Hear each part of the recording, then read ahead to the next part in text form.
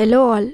ఇవాళ నేను మీకు 2006లో రిలీజ్ అయిన Hollywood film the pursuit of happiness అనే మూవీని తెలుగులో ఎక్స్ప్లెయిన్ చేస్తున్నాను. ఇది క్రిస్టోఫర్ గార్డెన్ అనే వ్యక్తి జీవితం ఆధారంగా తీసిన ఒరిజినల్ స్టోరీ. ఈ మూవీలో ఉన్న ఎమోషనల్ కంటెంట్ వల్ల ఇది ఆ ఇయర్లో రిలీజ్ అయిన మూవీస్లో వన్ ఆఫ్ ద హిట్ మూవీగా నిలిచింది. ఇంకా స్టోరీ విషయానికి వస్తే 1981 ఇయర్లో క్రిస్ గార్డెన్ అనే సేల్స్ మ్యాన్ శాన్ ఫ్రాన్సిస్కోలో నివసిస్తూ ఉంటాడు. అతను పోర్టబుల్ బోన్ డెన్సిటీ స్కానర్స్ని సేల్ చేస్తూ ఉంటాడు. క్రిస్ నెల ఖర్చులకి డబ్బులు కావాలంటే అతను కనీసం నెలకి 2 స్కానర్స్ అయినా అమ్మాల్సి ఉంటుంది. కానీ క్రిస్ వాటిని అమ్మడంలో లేట్ అవ్వటంతో అతని ఇంటి ఖర్చులకి ఇంకా ట్యాక్స్ పే చేయడానికి డబ్బులు సరిపోవు. క్రిస్ వైఫ్ పేరు లిండా. ఆమె ఒక హోటల్లో మెయిడ్గా పనిచేస్తూ ఉంటుంది. క్రిస్ స్కానర్స్ సేల్ తగ్గిపోవటం వల్ల ఇల్లు గడవటానికి లిండా 2 షిఫ్ట్లు జాబ్ చేయాల్సి ఉంటుంది. అలాగే క్రిస్కి క్రిస్టోఫర్ అనే 5 ఏళ్ల కొడుకు కూడా ఉంటాడు. క్రిస్కి సరైన జాబ్ లేకపోవడం వల్ల క్రిస్ ఇంకా అతని వైఫ్ లిండాకి ఎప్పుడూ గొడవలు జరుగుతూ ఉంటాయి. ఒకసారి క్రిస్ జే అనే స్టాక్ బ్రోకరేజ్లో పనిచేసే లీడ్ మేనేజర్ని కలుస్తాడు.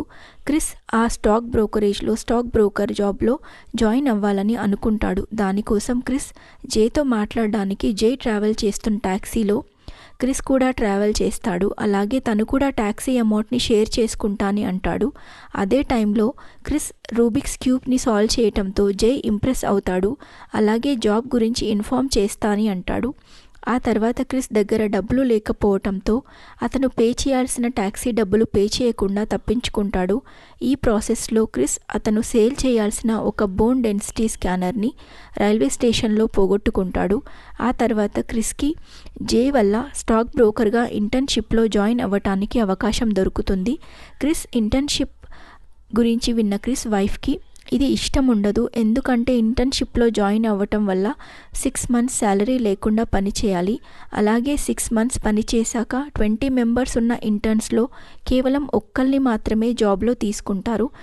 దాంతో లిండా ఇల్లు వదిలి వెళ్ళిపోతుంది. అలాగే క్రిస్ 5 years కొడుకు క్రిస్టోఫర్ రోజు డే కేర్కి వెళ్తూ ఉంటాడు.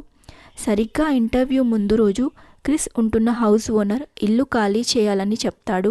అలాగే ఆ ఇంటికి పెయింట్ వేయించాలని అంటాడు. దాంతో క్రిస్ ఇల్లు ఖాళీ చేయటానికి కొన్ని రోజులు పోస్ట్పోన్ చేయటానికి తనే పెయింట్ వేస్తా అని అంటాడు.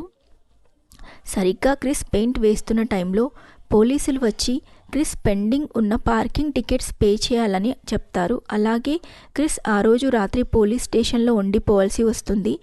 దాంతో క్రిస్ లిండాకి కాల్ చేసి క్రిస్టోఫర్ని చూసుకోమని చెప్తాడు. ఆ తర్వాత రోజు ఇంటర్వ్యూకి పోలీస్ స్టేషన్ నుండి డైరెక్ట్గా ఇంటర్వ్యూకి వెళ్తాడు.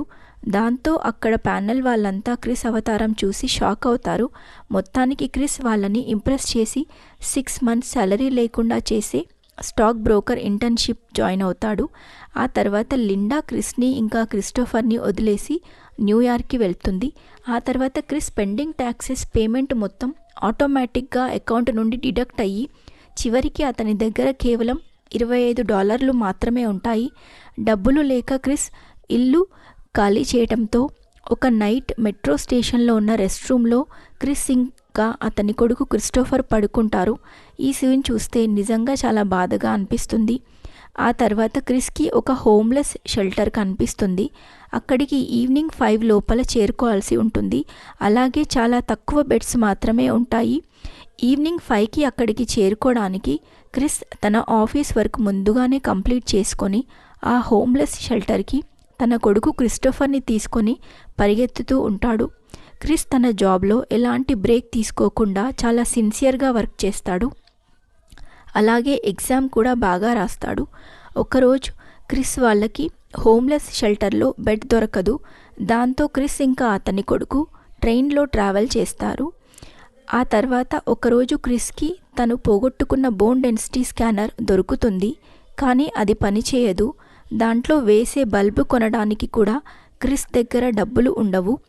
దాంతో క్రిస్ తన బ్లడ్ అమ్మేసి వచ్చిన డబ్బులతో బల్బు కొని ఆ మెషిన్ని రిపేర్ చేస్తాడు.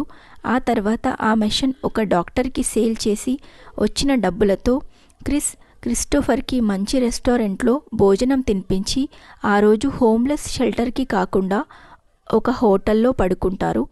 ఆ నెక్స్ట్ రోజు క్రిస్కి తన ఇంటర్న్షిప్ లాస్ట్ రోజు మీటింగ్ ఉంటుంది.